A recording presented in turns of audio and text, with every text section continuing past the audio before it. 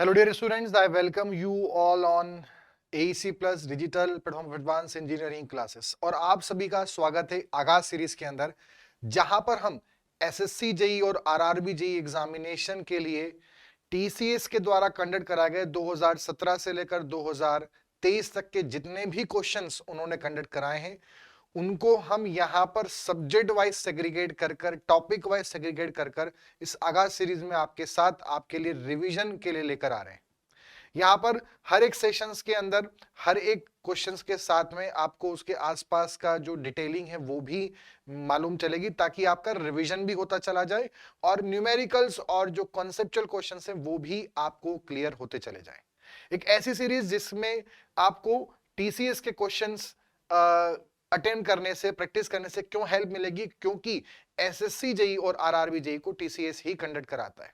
तो अगर हम उनके क्वेश्चंस बैंक के ही सिंपल क्वेश्चंस को प्रैक्टिस करें तो हमारे लिए आगे आने वाली एग्जामिनेशंस के अंदर जो क्वेश्चंस है उनको क्लियर करना, उन्हें सॉल्व करना और 100 में से 70 या 80 स्कोर करना बहुत आसान हो जाएगा। तो इन्हीं सब ऑब्जेक्टिव के साथ हम लेकर आए हैं आपके लिए आगाज सीरीज। और आगाज सीरीज में मैं यहां पर आपके साथ दे रहा हूं फ्लूइड मैकेनिक्स का ये सेशन, जो कि हमारा आज का सेकंड सेशन है। एक सेशन में ऑलरेडी ले चुका हूं, नहीं आपने देखा है तो उसको आप देख सकते हैं, प्लेलिस्ट उसकी अवेलेबल है। ठीक है, स्टार्ट करते हैं हमारे सेशन को। तो सबसे पहले बच्चों, फ्लूइड मैकेनिक्स का जो ये हमारा सेकंड पार्ट है, इसके अंदर हम फ्लूइड प्रॉपर्टीज यानी हमारी जो फर्स्ट यूनिट है उसका ये सेकंड पार्ट है।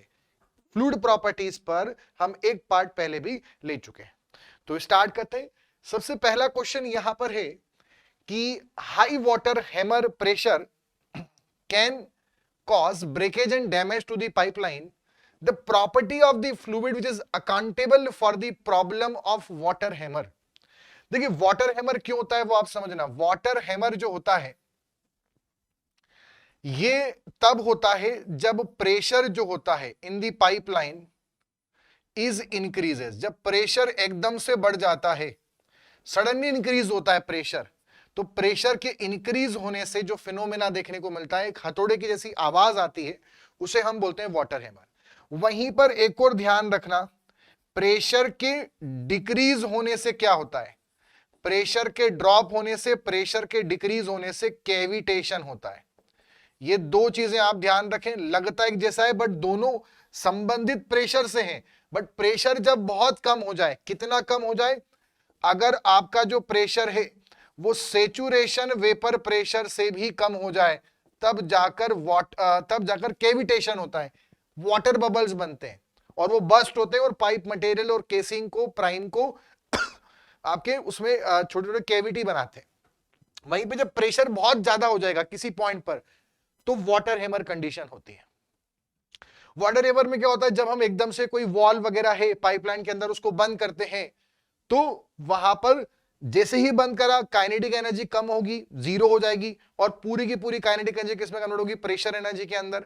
जब प्रेशर एनर्जी किसी पॉइंट पे बढ़ेगी तो वहां पे साउंड वेव्स बनेंगी और वो साउंड वेव्स ट्रेवल करेंगी। तो उन साउंड वेव्स की ट्रेवल करने की जो स्पीड है वो क्या होती है, उसका फॉर्मूला पूछते हैं।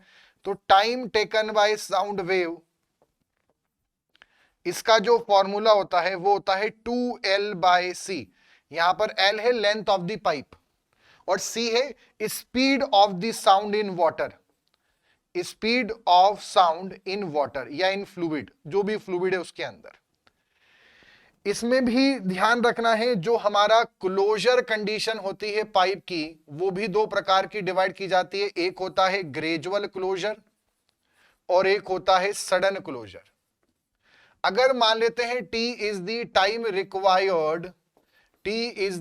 Required to close the valve, valve को बंद करने का जो समय है मान लीजिए वो T है, स्मॉल t। तो अगर हमने समय कम लिया और वेव को समय ज्यादा लग रहा है तो वो सडन क्लोजर आता है, और हमें जो समय लग रहा है वो ज्यादा है या बराबर है किससे, जो वेव को समय लगा, तो उसे हम ग्रेजुअल क्लोजर की कैटेगरी में डालेंगे, है ना। जितना समय हमें लगा बंद करने में वो ज्यादा है और वेव्स को जो समय लगा वो कम है या बराबर है, ज्यादा या बराबर है, तो वो ग्रेजुअल। उससे हमें कम लगा, हमने जल्दी बंद कर दिया, वो सडन क्लोजर। सडन के अंदर प्रेशर ड्रॉप का फॉर्मूला पूछते हैं तो ध्यान रखें, P बाय रो जी बराबर VC बाय G। V है velocity of the fluid, C है speed of sound in that fluid and G is आप जानते हैं 9.81। इसमें भी pressure drop, head loss, energy loss, pressure loss का फॉर्मूला पूछते हैं, और यहां जो फॉर्मूला होता है वो होता है VL/TG। तो ये फॉर्मूला आप दोनों के ध्यान रखें, ठीक है। प्रेशर कम होने से क्या होता है कैविटेशन, बढ़ने से क्या होता है वाटर हैमर। अब क्वेश्चन क्या पूछ रहा है, क्वेश्चन पूछ रहा है कि इस वाटर हैमर के पीछे कौन सी ऐसी विशेषता है फ्लूइड की।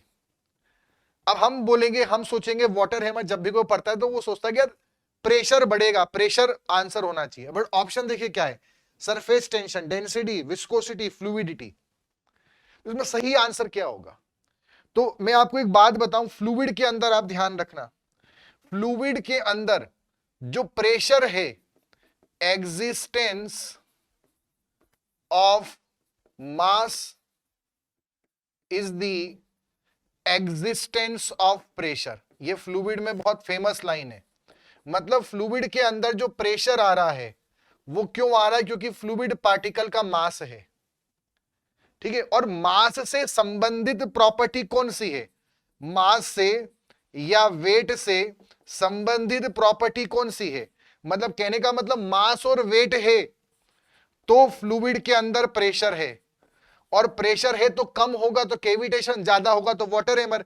प्रेशर क्यों है, क्योंकि मास और वेट है, और मास और वेट से संबंधित है दो चीजें, एक डेंसिटी और एक specific weight, mass upon volume या वेट अपॉन वॉल्यूम। तो अगर यहां ऑप्शन देखें तो एक ही ऑप्शन दिख रहा है डेंसिटी, और वैसे भी अगर आप ऑप्शन को एलिमिनेट करें तो सरफेस टेंशन तो आंसर हो नहीं सकता, विस्कोसिटी तो रेजिस्टेंस टू द फ्लो है, और फ्लूइडिटी मतलब फ्लो होने की एबिलिटी, वो इसका आंसर हो नहीं सकता। मास ही इसका आंसर है, और मास से संबंधित है डेंसिटी, इसलिए डेंसिटी इसका करेक्ट आंसर होगा। अगले क्वेश्चन में चलेंगे। नेक्स्ट हमारे पास क्वेश्चन है, according to Newton's law of viscosity for material in liquid state, the shear stress is directly proportional to rate of angular deformation, inversely proportional to rate of angular deformation, inversely proportional to angular deformation, और directly proportional to angular deformation। देखिए Newton's law of viscosity ये बोलता है कि जो shear stress है it is directly proportional to rate of shear strain। ये actual में आपका न्यूटन्स लॉ ऑफ विस्कोसिटी है। इसमें हम ये भी जानते हैं कि जो D theta by D T होता है, रेट ऑफ शियर स्ट्रेन, वो वेलोसिटी ग्रेडियंट के बराबर भी होता है। इसे हम क्या बोलते हैं, वेलोसिटी ग्रेडियंट। वेलोसिटी ग्रेडियंट का मतलब क्या है, change in velocity in transverse direction to the flow, flow के परपेंडिकुलर। और D theta by D T यहां पर क्या है, rate of shear strain. Shear strain ये ध्यान रखना, रेट ऑफ शियर स्ट्रेन। तो ये जब इसको इससे इक्वेट करते हैं तो ये भी हो जाएगा du बाई डी वाई, और यहां पर जब हम इसको इक्वल से रिप्लेस करते हैं तो यहां आ जाता है mu, du by D Y, एक कांस्टेंट ऑफ प्रोपोर्शनलिटी। जो म्यू है वो कांस्टेंट ऑफ प्रोपोर्शनलिटी है, उसे हम कोएफिशिएंट ऑफ विस्कोसिटी भी बोलते हैं। क्या बोलते हैं, कोएफिशिएंट ऑफ विस्कोसिटी। उसको हम एब्सोल्यूट विस्कोसिटी भी बोलते हैं, कोएफिशिएंट ऑफ एब्सोल्यूट विस्कोसिटी, ठीक है। Coefficient of viscosity, absolute viscosity, और उसका एक और नाम, उसे हम डायनामिक विस्कोसिटी भी बोलते हैं, डायनामिक विस्कोसिटी, ठीक। तो ये हमारे पास न्यूटन्स लॉ ऑफ विस्कोसिटी क्या बोल रहा है, shear stress proportional to rate of shear strain, और रेट ऑफ शियर स्ट्रेन ही रेट ऑफ एंगुलर डिफॉर्मेशन है, उसको रेट ऑफ एंगुलर भी बोल सकते हैं। तो अगर कहीं है कि डायरेक्टली प्रोपोर्शनल टू एंगुलर तो ये तो गलत है, एंगुलर के प्रोपोर्शनल नहीं, रेट ऑफ एंगुलर के प्रोपोर्शनल है। इनवर्सली तो है नहीं, इनवर्सली है नहीं, सही आंसर है A option, directly proportional to rate of, rate मतलब विद रिस्पेक्ट टू टाइम, ये इंपॉर्टेंट है। इसमें यह भी ध्यान रखना, d theta by d t और d u by D y दोनों बराबर होते हैं, और इन दोनों की यूनिट अगर आपसे पूछे तो इनकी यूनिट होगी सेकंड इनवर्स, और इनका डायमेंशन होगा m0 l0 t -1, ठीक। डायनामिक विस्कोसिटी की जो SI यूनिट है वो है पास्कल सेकंड, जो MKS यूनिट है वो है केजी पर मीटर सेकेंड, और उसकी जो सीजीएस यूनिट है वो है पॉइस। और अगर एक पॉइस से आपको एसआई या एमकेएस में जाना हो तो ध्यान रखना 10 का डिवाइड करेंगे, ठीक है। वहीं पर अगर हम काइनेमेटिक विस्कोसिटी की बात करें तो उसकी जो फॉर्मूला है वो है डायनामिक के अपॉन में डेंसिटी, और उसकी एसआई और एमकेएस यूनिट एक है और वो है मीटर स्क्वायर पर सेकंड, बट सीजीएस जो है वो है सेंटीमीटर स्क्वायर पर सेकंड। और यहां पर एक सेंटीमीटर स्क्वायर पर सेकंड जो है उसी को 1 स्टॉक कहा जाता है। और अगर हमें 1 स्टॉक से एसआई या एमकेएस में आना है तो वहां 10 का डिवाइड किया था, या 10 टू द पावर 4 का हम डिवाइड करेंगे। इतना आप इसमें ध्यान रखें। एक और बात ध्यान रखना, डायनामिक विस्कोसिटी वाटर की 0.0010 पास्कल सेकंड होती है, डायनामिक विस्कोसिटी एयर की 0.000018 पास्कल सेकंड होती है। सबसे ज्यादा विस्कोसिटी होती है हनी की यानी शहद की, फिर उसके बाद होती है मरकरी की, फिर उसके बाद होती है वाटर की, फिर उसके बाद होती है एयर की। ये ऑर्डर भी पूछ सकते हैं। ये भी ध्यान रखें कि वाटर की जो डायनामिक विस्कोसिटी है वो एयर का लगभग 55 टाइम्स है।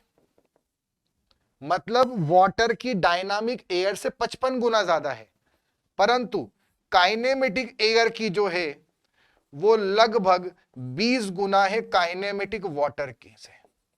मतलब काइनेमेटिक एयर की ज्यादा है और डायनामिक वाटर की ज्यादा है। ये ऑर्डर ध्यान रखें और ये वैल्यूज ध्यान रखें। आगे बढ़ेंगे। अगला क्वेश्चन है, the mass density of the fluid is 1000 KG पर क्यूबिक मीटर। मास डेंसिटी को हम डेंसिटी भी बोलते हैं और यूनिट मास भी बोलते हैं, तीन नाम है इसके, मास डेंसिटी, यूनिट मास या डेंसिटी। और ये कितना दिया है हमें, 1000 केजी पर क्यूबिक मीटर, ऐसा यूनिट में दिया है।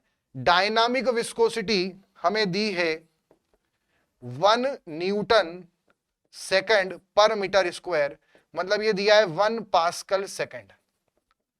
आगे तो काइनेमेटिक विस्कोसिटी क्या होगी मीटर स्क्वायर पर सेकंड में, मतलब एसआई में पूछ रहा है, सीजीएस में नहीं पूछ रहा है। काइनेमेटिक होता है डायनामिक के अपॉन में डेंसिटी।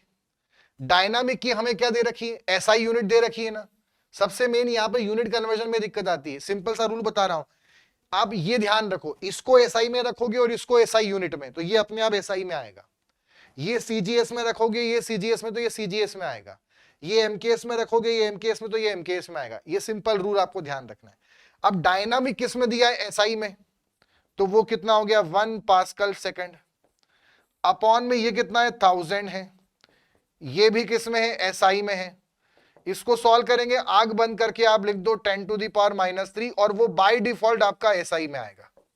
आप उसको सोचो भी मत, बाय डिफॉल्ट वो उसका एसआई में आएगा। यानी आंसर कितना आएगा 0.001 मीटर स्क्वायर पर सेकंड।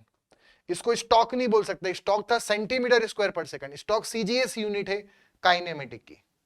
तो सही आंसर क्या होगा, ए ऑप्शन। अगले पे चलते हैं। The density of 1 litre of liquid that weight 9 newton is. Weight हमें कितना दे रखा है, वेट हमें दे रखा है 9 न्यूटन। वेट कितना होता है, mg बराबर 9 न्यूटन। मास अगर हमें निकालना हो तो हम इसमें g का डिवाइड कर देते, तो 9/9.81। इससे जो आंसर आएगा वो आएगा लगभग 0.9173 kg। ये लगभग इसका आंसर आएगा, ठीक है। 9/9.81 आप करिए।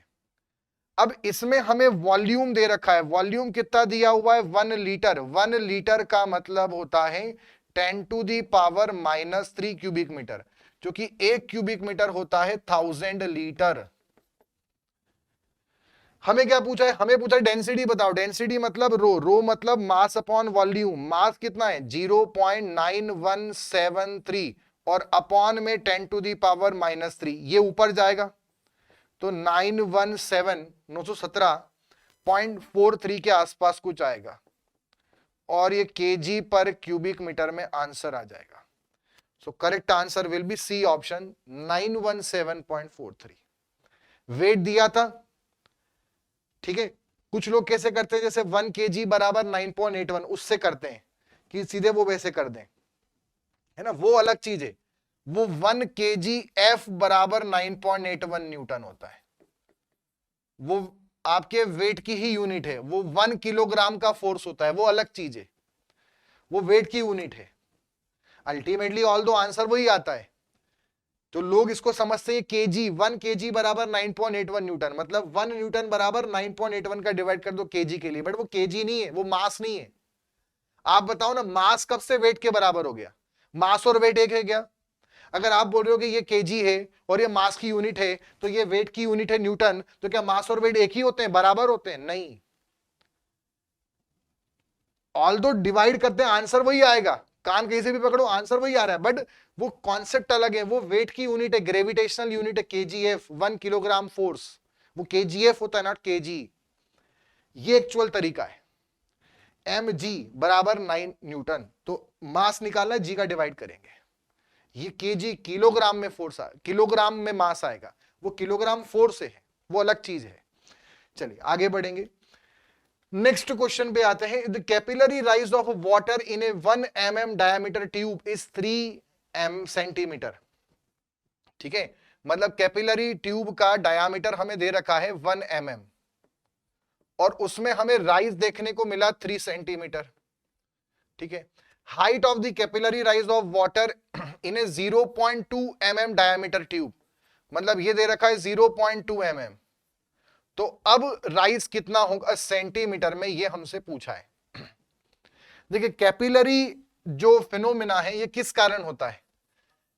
कैपिलरी का जो मेन रीजन है किस कारण होगा, उसका आंसर आप ध्यान रखना, या तो कोहेजन आंसर होगा और या फिर सरफेस टेंशन होगा।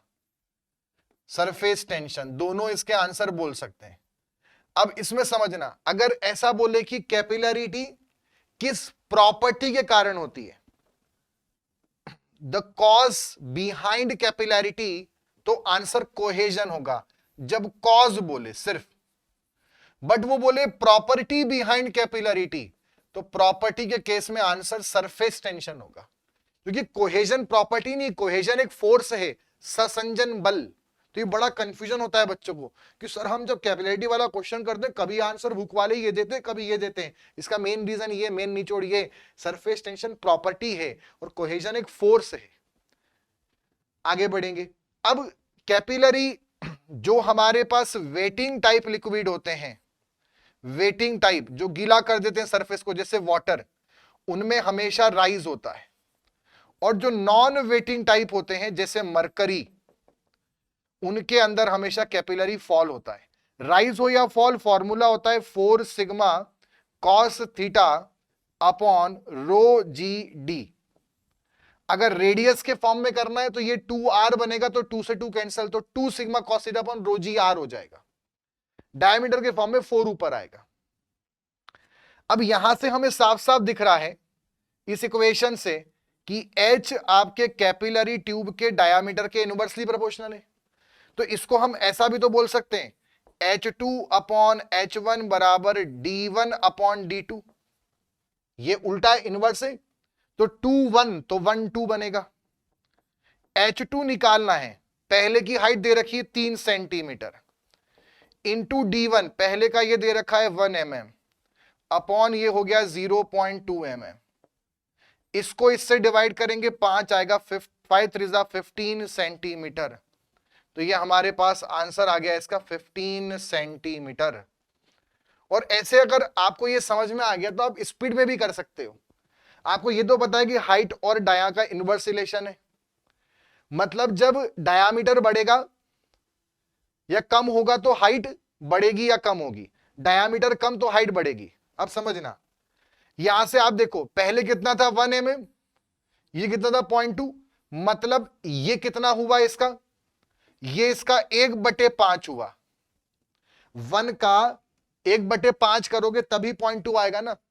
तो आप बताओ फिर ये इसका कितना होगा, उल्टा रिलेशन है, तो ये 1/5 तो फिर ये 5 होगा, तो 5 3 15 आंसर आ गया। बिना ज्यादा कुछ करे हम डायरेक्ट भी इसको इसे अप्रोच लगा सकते हैं। अगला नेक्स्ट है dilatant fluids and pseudoplastic fluids belong to which of the following categories, कौन सी कैटेगरी को बिलोंग करते हैं? Time dependent Newtonian non Newtonian fluid, real fluid, time independent non Newtonian या न्यूटोनियन फ्लूइड। तो यहां पर समझना, जो हमारे पास फ्लूइड्स हैं अगर उनको हम क्लासिफाई करें तो एक तो होते हैं आइडियल फ्लूइड्स, दूसरे होते हैं रियल फ्लूइड्स। रियल फ्लूइड्स में भी दो आ जाते हैं, एक न्यूटोनियन आ जाते हैं और एक आ जाते हैं नॉन न्यूटोनियन। नॉन न्यूटोनियन में भी दो आ जाते हैं, एक टाइम डिपेंडेंट जिनका बिहेवियर है और एक हो जाते हैं टाइम इंडिपेंडेंट बिहेवियर वाले। एक और भी फ्लूइड आते हैं, वो रियल के अंदर ही होते हैं, पर उन फ्लूइड को बोलते हैं visco elastic fluid. Visco elastic fluid वो होते हैं जिनमें सॉलिड और लिक्विड दोनों की प्रॉपर्टीज होती हैं। एग्जाम्पल पूछते हैं एग्जाम में, इसका एग्जाम्पल है मोल्टन रबड़। मोल्टन रबड़। आइडियल फ्लूइड वो फ्लूइड है जिसकी विस्कोसिटी जीरो है, विस्कोसिटी जीरो है तो टाउ जीरो होगा, विस्कस फोर्स जीरो होगा। ऐसे फ्लूइड को इनविसिड फ्लूइड, इनविसिड या frictionless, inviscid fluid, inviscous fluid, frictionless fluid नाम से भी जाना जाता है। जितने भी रियल फ्लूइड हैं उन सबकी विस्कोसिटी नॉन जीरो होगी, जो रियल में एग्जिस्ट करते हैं, ये इमेजिनरी है। न्यूटोनियन फ्लूइड वो जिनकी विस्कोसिटी है तो सही बट विस्कोसिटी हमेशा कांस्टेंट होगी। आप टेम्परेचर चेंज मत करो, टेम्परेचर करोगे तो सबकी चेंज होगी, वो तो सबकी चेंज होती है, टेम्परेचर का तो सबका फंक्शन है, बट उसके अलावा फ्लो के साथ या टाइम के साथ चेंज नहीं होती, वो न्यूटोनियन फ्लूइड। नॉन न्यूटोनियन में टाइम डिपेंडेंट वो है जिनका रखे रखे पतले या गाढ़े होते हैं। उसमें से एक आता है आपका रियोपैक्टिक और एक आता है इसमें थिक्सोट्रोपिक। थिक्सोट्रोपिक।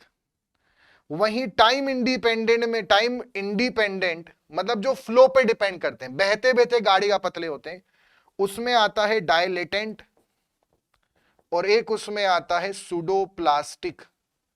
सूडोप्लास्टिक। इसमें एक और आता है यहां पर टाइम डिपेंडेंट इंडिपेंडेंट को अलग भी कर सकते हैं, वो आते हैं बिंघम प्लास्टिक। वो होते तो न्यूटोनियन जैसे हैं पूरे, उनकी विस्कोसिटी कांस्टेंट रहती है बट उनको कुछ इनिशियल स्ट्रेस चाहिए होता है शुरुआत में, थ्रेशोल्ड स्ट्रेस। रियोपैक्टिक वो हैं जिनकी बहते बहते जिनकी विस्कोसिटी जो होती है वो बढ़ती है, इनकी विस्कोसिटी कम होती है। डायलेटेंट वो होते हैं जो बहते बहते गाढ़े होते हैं। सूडोप्लास्टिक वो हैं जो बहते बहते पतले होते हैं। बिंगम प्लास्टिक की विस्कोसिटी कांस्टेंट होती है, उन्हें कुछ इनिशियल थ्रेशोल्ड स्ट्रेस चाहिए। न्यूटोनियन का एग्जांपल है air, water, petrol, kerosene, diesel, है ना, आप याद रखते जाना, मैं बोलते जा रहा हूं। रियोपैक्टिक का एग्जांपल आपको बता रहा हूं, पहले डायलेटेंट से स्टार्ट करता हूं। डायलेटेंट जो बहते बहते गाढ़े होते हैं, जिनको शेयर थिकनिंग बोलते हैं, शेयर थिकनिंग, उनका एग्जांपल है स्टार्च, शुगर सिरप और स्टार्च, ठीक है। और साथ में आपका बटर भी डायलेटेंट का एग्जांपल है।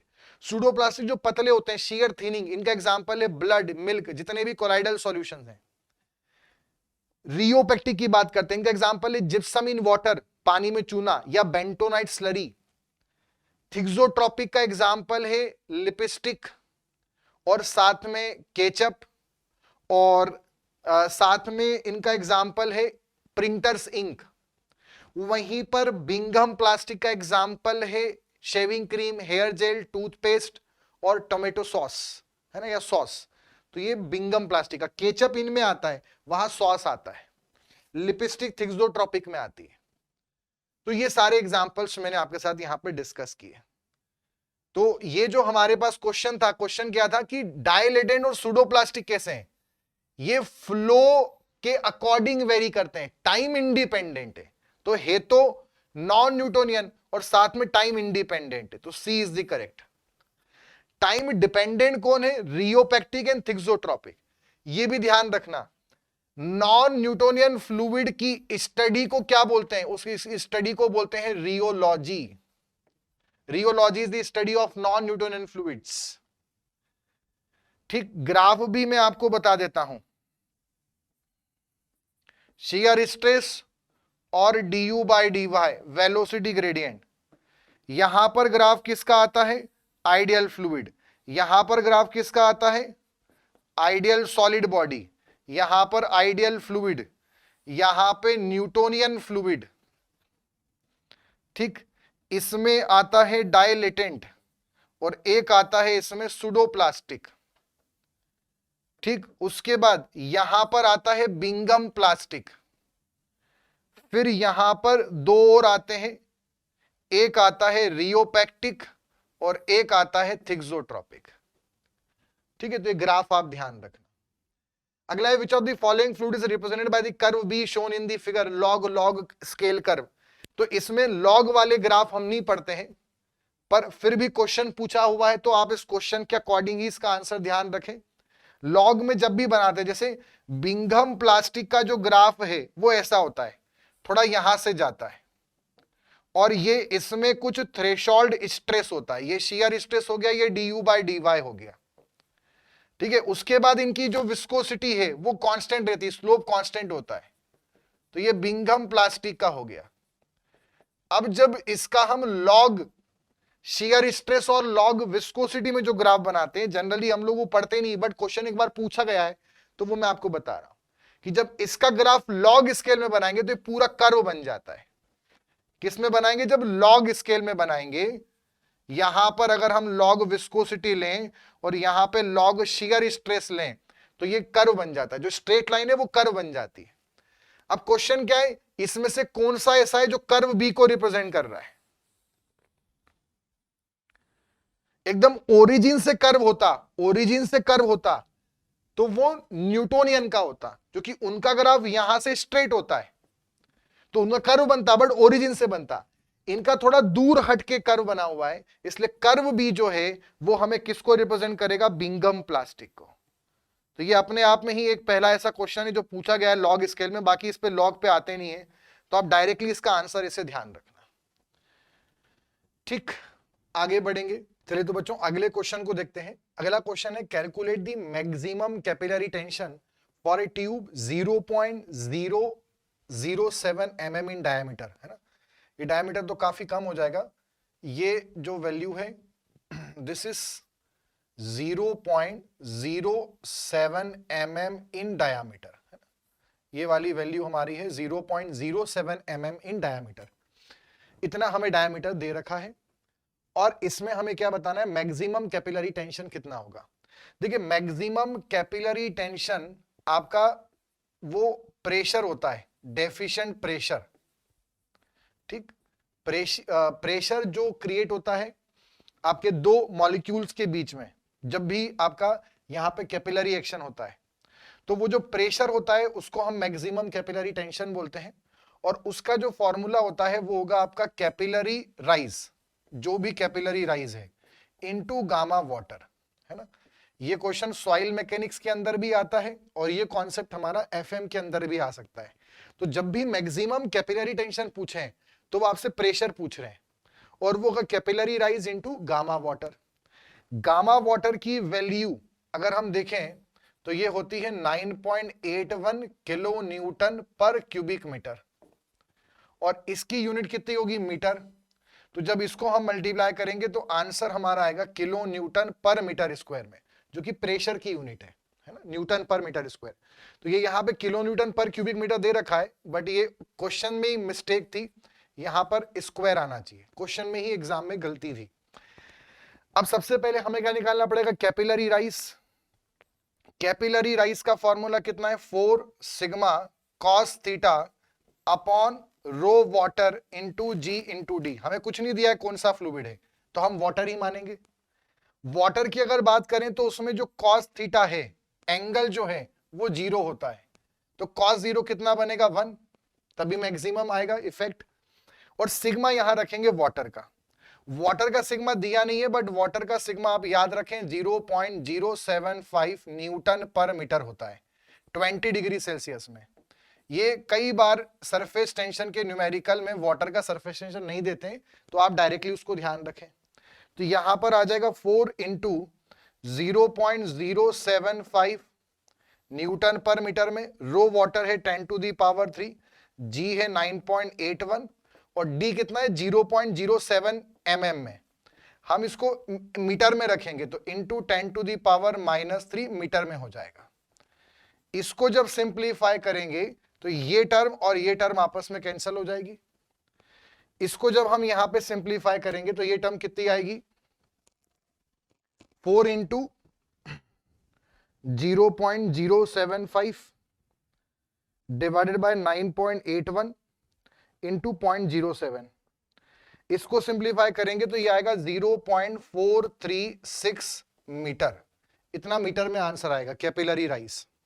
अब हमारे पास मैक्सिमम कैपिलरी टेंशन यानी जो प्रेशर है, डेफिशिएंट प्रेशर, उसका फॉर्मूला कितना है capillary rise into gamma water. इसकी वैल्यू कितनी होगी 0.436 इंटू 9.81। इसको मल्टीप्लाई करेंगे तो कितना आ रहा है इंटू 9.81, तो ये आ रहा है हमारे पास 4.285 किलो न्यूटन पर मीटर स्क्वायर। अब ऑप्शन चेक करते हैं। 4.285 के आसपास बी ऑप्शन है, इसलिए बी हमारा यहां पर क्या होगा करेक्ट आंसर होगा। बी वाला हमारे पास क्या होगा करेक्ट आंसर होगा। तो जब भी मैक्सिमम कैपिलरी टेंशन पूछे चाहे सॉइल मैकेनिक्स में चाहे एफएम में, तो कैपिलरी राइज निकाले गामा वाटर का मल्टीप्लाई करना है। और यूनिट यहां पर गलत दी थी, किलो न्यूटन पर मीटर स्क्वायर में आंसर आएगा। अगले क्वेश्चन पे चलते हैं। अगला है अ capillary tube of diameter 4 mm। Diameter कितना दिया है 4 mm, मतलब मीटर में कितना होगा 4 into 10 to the power -3 is dipped in a liquid of specific gravity 0.6। Specific gravity 0.6 है, मतलब इस लिक्विड की डेंसिटी भी कितनी होगी 0.6, बट सीजीएस सिस्टम में। ये कॉन्सेप्ट आपको पता होगा, जो किसी भी फ्लूइड की स्पेसिफिक ग्रेविटी होती है वही उसकी डेंसिटी होती है सीजीएस में। अब उसी फ्लूइड की डेंसिटी मुझे एमकेएस या एसआई में निकालनी है, तो 1000 का मल्टीप्लाई कर देंगे, क्योंकि आपको ये पता होगा या याद रखना 1 ग्राम पर क्यूबिक सेंटीमीटर 1000 केजी पर क्यूबिक मीटर के बराबर होता है। यानी ये वैल्यू आ जाएगी 600 केजी पर क्यूबिक मीटर। आगे बोला है the liquid rises in the tube bye 20 mm, मतलब जो कैपिलरी राइज है ट्यूब के अंदर वो 20 mm का देखा गया, मतलब मीटर में कितना हो जाएगा 20 into 10 to the power -3 metre. Making an angle of contact 0 degree with the tube, angle of contact 0 degree है। Determine the surface tension of the liquid in contact with air and glass tube. Surface tension उस liquid का हमें find out करना है। तो क्या formula लगा सकते हैं, अगेन कैपिलरी राइज का फॉर्मूला कितना है 4 sigma cos theta upon rho fluid into g into d. Surface tension हमसे पूछा है, एच की वैल्यू कितनी है 20 इंटू 10 टू दी पावर -3।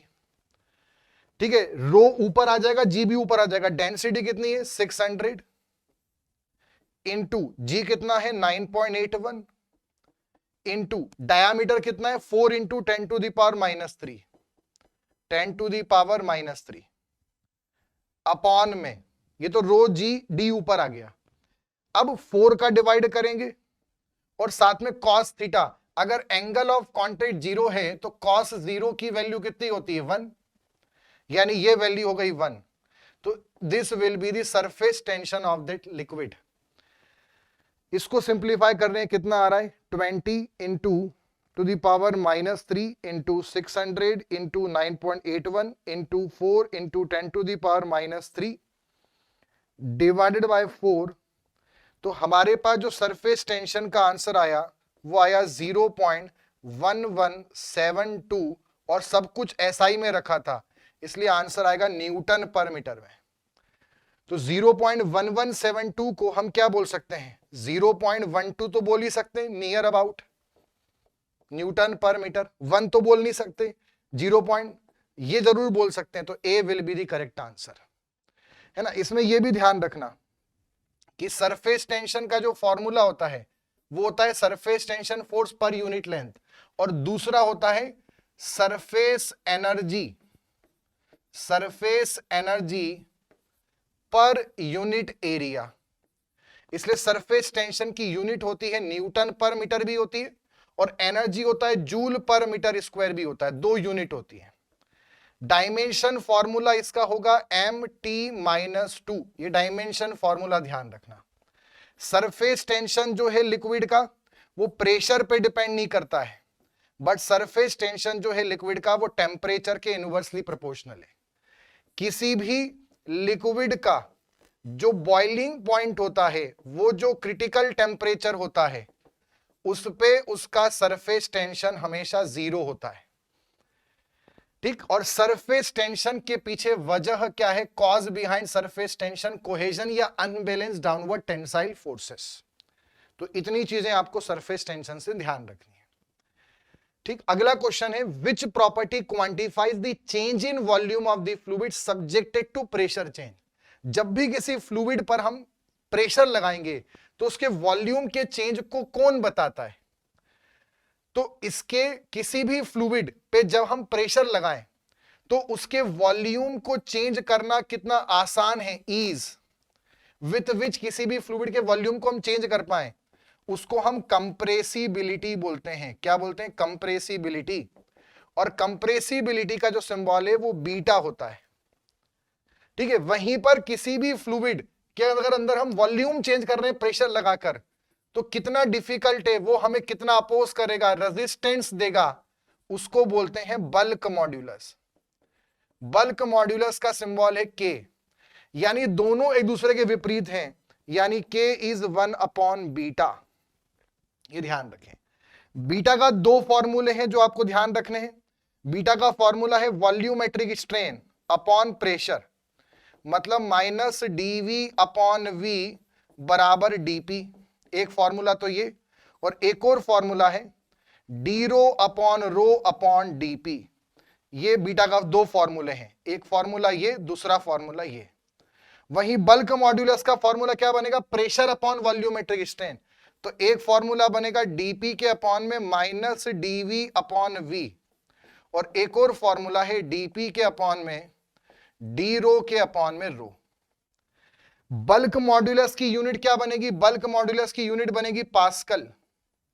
वहीं पर इसकी यूनिट क्या बनेगी, पास्कल इनवर्स। पास्कल इनवर्स ये बल्क मॉड्यूलस की यूनिट बनेगी, ठीक। इसमें यह भी ध्यान रखना, आइडियल फ्लूइड जो होता है, आइडियल फ्लूइड, उसके अंदर डेंसिटी में चेंज नहीं आ सकता, उसका बीटा 0 होगा और उसका बल्क मॉड्यूलस इनफाइनाइट होगा।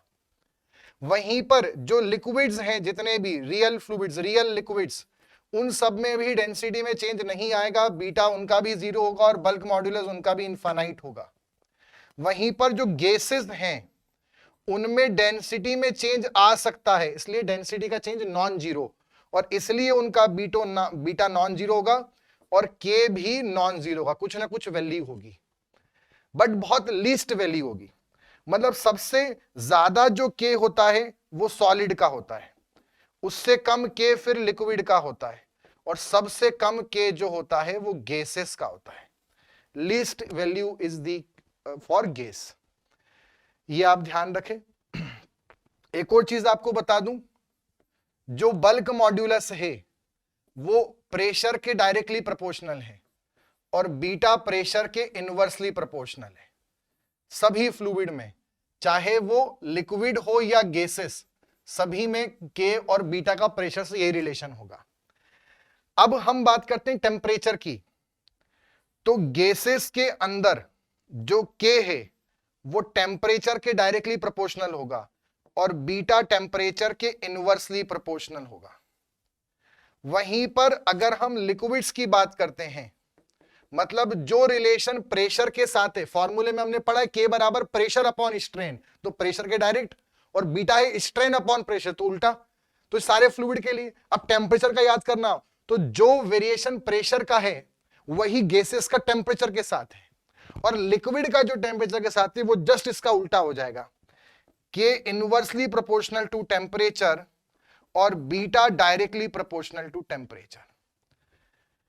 इतना चीजें आप के साथ ध्यान रखें। बल्क मॉड्यूलस, कंप्रेसिबिलिटी, फॉर्मूले मैंने आपको बता दिए। एक और चीज मैं आपको इसमें बता दूं, अगर आपसे पूछें कि के आइसोथर्मल कंडीशन में के कितना होता है तो पी होता है, और बीटा कितना होता है 1/p। Adiabatic constant heat condition में के जो होता है वो होता है np, n है एडियाबेटिक इंडेक्स, और बीटा जो होता है वो 1/np होता है। मतलब ये ध्यान रखें कि बीटा आइसोथर्मल ज्यादा होगा as compare to beta adiabatic. मतलब आइसोथर्मल कंडीशन में, कांस्टेंट टेम्परेचर कंडीशन में गैस को कंप्रेस करना आसान होगा as compare to constant heat condition, और वहीं पर के एडियाबेटिक ज्यादा होगा, इसका उल्टा है वो, तो के आइसोथर्मल से। तो इतना रिलेशन आप इसमें ये ध्यान रखें, इतनी चीजें आप बल्क मॉड्यूलस और के से याद रखें, सब मैंने बता दिया पूरा, ठीक। तो ये तो बच्चों हमारा सेशन प्रॉपर्टीज ऑफ फ्लूइड का सेकंड प्रैक्टिस सेशन, ठीक है। एक और सेशन में आपके लिए लेकर आऊंगा इस पर, तो जल्दी मिलेंगे अगले सेशन के साथ। अगर आप लोग प्रिपरेशन करना चाहते हैं, आपको पता है कि एसएससी जेईई की एग्जामिनेशन जून में शेड्यूल्ड है और आरआरबी जेईई का कैलेंडर रिलीज हो चुका है, जिसमें ये साफ साफ समझ में आ रहा है कि जुलाई से अगस्त के बीच में नोटिफिकेशन आ सकता है और सितंबर अक्टूबर में एग्जाम हो सकती है। सो ज्यादा टाइम नहीं है। अगर आप बेसिक से पढ़ना चाहते हैं सभी प्रकार की एग्जामिनेशन के लिए, तो आपके पास अवेलेबल है विजय बैच, सारी एग्जाम्स के लिए, एई जेईई सारे स्टेट्स की लाइव बैच है। इसके अंदर लाइव क्लासेस आपको प्रोवाइड की जाएंगी जिसका नाम है विजय बैच। सारी एग्जाम्स ऑल स्टेट एई जेईई और लाइव कोर्सेस। अगर सिर्फ एसएससी जेईई के लिए चाहिए तो बैच 1 यहां पर अवेलेबल है, एमपीपीएससी एई के लिए प्रहार बैच, वहीं पर आरआरबी जेईई के सीबीटी 1 के लिए तेजस बैच अवेलेबल है, और सारे नॉन टेक्निकल सब्जेक्ट्स के लिए यहां पर नॉन टेक महापेक अवेलेबल है। ये सारे कोर्सेस आपको बेसिक से एडवांस लेवल तक यहां पे कंटेंट प्रोवाइड किया जाता है। प्रैक्टिस सेशंस भी हैं, लेक्चर्स भी हैं, डिटेल्ड लेक्चर्स हैं, और साथ में प्रॉपर पीडीएफ, प्रॉपर स्ट्रेटेजी आपको साथ में बताई जाएगी। अगला, अगर आप एसएससी जेईई के लिए एक ऐसा कोर्स चाहते हैं जिसमें लाइव नहीं चाहिए, सर बैच 1 तो लाइव था, मुझे रिकॉर्डेड पढ़ना था कि मैं स्पीड में फटाफट देख पाऊं, पर पढ़ना डिटेल्ड में है, तो उसके लिए टारगेटेड बैच अवेलेबल है, और इसमें प्रॉपर शेड्यूल के साथ एसएससी जेईई के लिए बैच लॉन्च किया गया है, अभी रिसेंट लॉन्च है, और किस किस टाइम पे कितना सब्जेक्ट पढ़ना है उसी अकॉर्डिंग यहाँ पे वीडियोस आपको प्रोवाइड किए जाएंगे। तो उसका प्राइसिंग एंड वैलिडिटी यहाँ पर मेंशन्ड है। अगर आपको रिवाइज करना है, रिवीजन करना है, तो रिवीजन करने के लिए फास्ट ट्रैक बैच अवेलेबल है, जिससे आप सब्जेक्ट्स का रिवीजन कर सकते हैं। अगर आप एक बार पहली बार पढ़ चुके हैं डिटेल में बट रिवीजन करना चाहते हैं एईसी टीम के साथ, तो फास्ट ट्रैक बैच अवेलेबल है for SSC JEE 2024।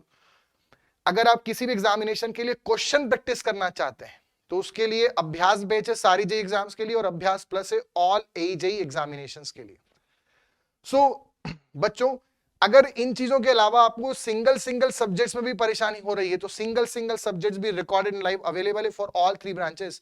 So just आप इसको चेकआउट करें, प्ले स्टोर पे एप्लीकेशन को डाउनलोड करें, और वहां पे आप इन सारे कोर्सेज और कंटेंट को चेक कर सकते हैं। तो ये जो सेशन है इसका पीडीएफ आपको मिलेगा AEC plus app and YT discussion channel पे। ये एईसी टीम का ऑफिशियल टेलीग्राम चैनल है जिसका लिंक इस वीडियो के डिस्क्रिप्शन में अवेलेबल है। टेलीग्राम चैनल के लिंक के लिए परेशान नहीं होना है, मैं रिपीट करता हूं, डिस्क्रिप्शन में अवेलेबल है, वहां से जाके आप इसके पीडीएफ को देख सकते हैं और अपने रिवीजन को कर सकते हैं। मिलते हैं ऐसे ही शानदार अगले सेशन में, तब तक के लिए good bye and take care.